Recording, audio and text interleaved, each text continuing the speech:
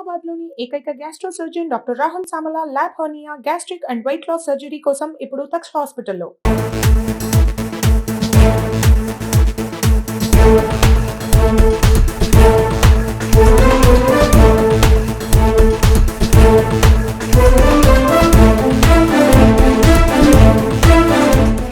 మేము చేంగల్ గ్రామము మరియు వాడి కొత్తపల్లి పచ్చాలనాడు కూడా బడా భీమ్గల్ అక్లూర్ మోతే గ్రామముల నుండి మేము ఈరోజు నిజామాబాద్ జిల్లా కలెక్టర్ గారి వద్దకు విన్నవించినది ఏమనగా మా యొక్క సమస్య రామడుగు ప్రాజెక్టు ఎడమ మరియు కుడి కాలువ గల రెండు కాలువలు 1983 సంవత్సరంలో స్థాపించబడినటువంటి ప్రాజెక్టు.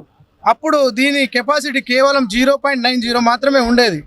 కానీ గత ప్రభుత్వంలో అనగా ఉమ్మడి ఆంధ్రప్రదేశ్లో శ్రీ పొద్దుటూరి సుదర్శన్ రెడ్డి గారు మన భారీ నీటిపారుదల శాఖ మంత్రులుగా చేరినప్పుడు మా సమస్య వివరించగా ఆయన ఒక టీఎంసీ 1.05కి అలుగు పెంచి అక్కడ ఉన్న భూమి కోల్పోయినటువంటి రైతులకు డబ్బులు చెల్లించి ఆయకట్టుని పెంచడానికి చాలా కృషి చేసినారు.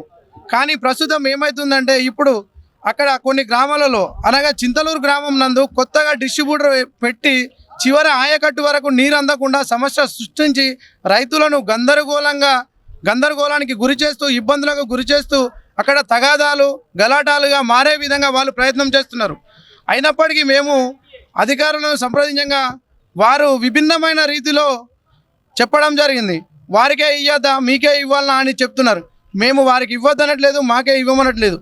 రామడుగు ప్రాజెక్ట్ అనేది దానికి ఆయకట్టు ఎంత ఉందో అట్టి ఆయకట్టుకు ప్రతి గుంట వరకు నీరు అందేలా అధికారులు కృషి చేసి నీరు అందిస్తే ఇలాంటి సమస్యలు రావని మేము కోరుతూ కలెక్టర్ గారికి వివరించడం జరిగింది. కావున ప్రస్తుతం తక్షణమే అట్టి డిస్ట్రిబ్యూటర్ను నిలిపివేయాలని మేమందరం కోరుకుంటున్నాము.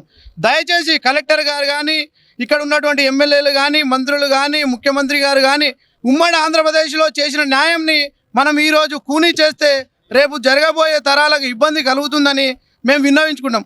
మాకు ఏ ప్రభుత్వం మీద ఎటువంటి చెడు దుర్బుద్ధి లేదు. మేము రైతులకు మేలు చేయాలనే కోరుకుంటున్నాము తప్ప ప్రభుత్వం మీద నిందలు వేయాలని అనుకోవట్లేదు. కావున దయచేసి సహకరించి మాకు ప్రభుత్వం తక్షణమే ఇట్టి సమస్యను నిలిపివేసి రైతులందరినీ అన్నదాతలుగా చేయాలని కోరుకుంటున్నాము. అన్నదాతలను ఆకలిదారులుగా చేయవద్దని మేము విన్నవించుకుంటున్నాము. పంటలు పండనట్టు ఏడల మేము మళ్ళీ గల్ఫ్ వలస వెళ్ళో లేక ఎక్కడో వలస వెళ్ళి పని చేసుకొని కూలి పని చేసుకునే పరిస్థితి వస్తుంది.